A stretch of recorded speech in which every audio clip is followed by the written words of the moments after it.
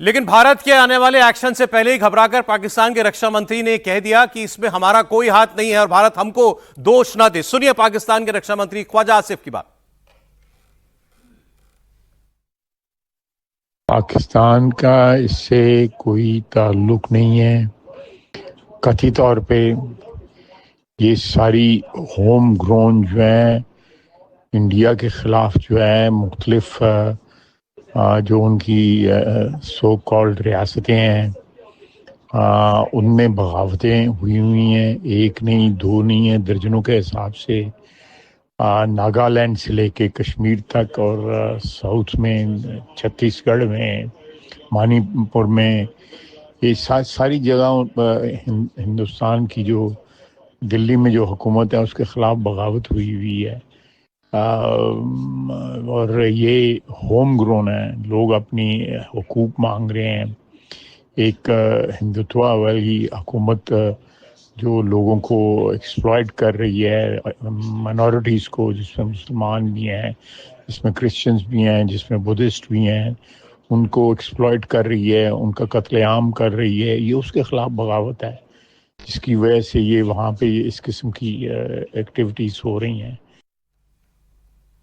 और कहे भी क्या पाकिस्तान का रक्षा मंत्री, इसके अलावा वो और बात क्या कह भी सकता था। और इस वक्त तो ख्वाजा आसिफ का सबसे बड़ा डर यह है ना कि भारत करेगा क्या। अभी आपने देखा भारत के रक्षा मंत्री क्या कर रहे हैं। हाई लेवल सिक्योरिटी मीटिंग, शाम को कैबिनेट की मीटिंग होगी और उसमें तय होगा कि पाकिस्तान को कहां और कैसे जवाब दे रहा है। लेकिन सर, जो आपने सुनी पाकिस्तान के रक्षा मंत्री की बात, इसमें डर सुनाई दे रहा है।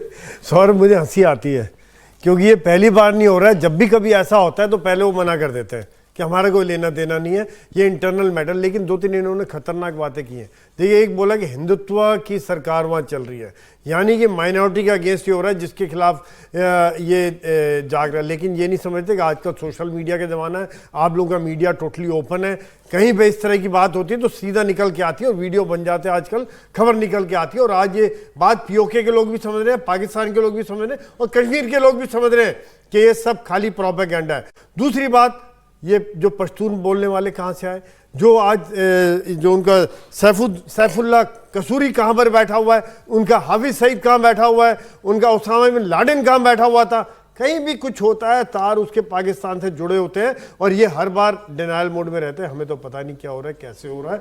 जबकि आप देखिए, एक बात और यहाँ निकल के आई है, जो आसिम मुनीर के बयान, यहाँ पर एक मुझे एक अलग एंगल दिख रहा है कि आज वो शायद वो उसके एम्बिशन बढ़ते जा रहे हैं। क्योंकि उनके बयान आर्मी चीफ वाले बयान नहीं थे, उनके बयान थे नेताओं वाले, पॉलिटिशियन वाले, जो two nation theory, Hindu versus Muslim, Kashmir का मुद्दा, ये सब तभी उठाते हैं पाकिस्तान में जब उनको चीज़ें कंट्रोल से बाहर हो जाती हैं। जब भी पाकिस्तान में बातें कंट्रोल से बाहर हुई, जब भी सेना को लगा कि इज्जत खत्म हो रही है, जो ऑन ग्राउंड उनकी इज्जत मट्टी में मिली हुई है बिल्कुल, चाहे वो बलूचिस्तान हो, खैबर पख्तूनख्वा हो, या उनके करप्शन के चार्जेस जो सेना के ऊपर लग रहे हैं, तब ये ध्यान भटकाने का काम इनका आज से नहीं, शुरू से रहा है। चोर की दाढ़ी में तिनका। भारत सरकार ने अभी तक कोई ऑफिशियल स्टेटमेंट दिया है कि इसमें पाकिस्तान है?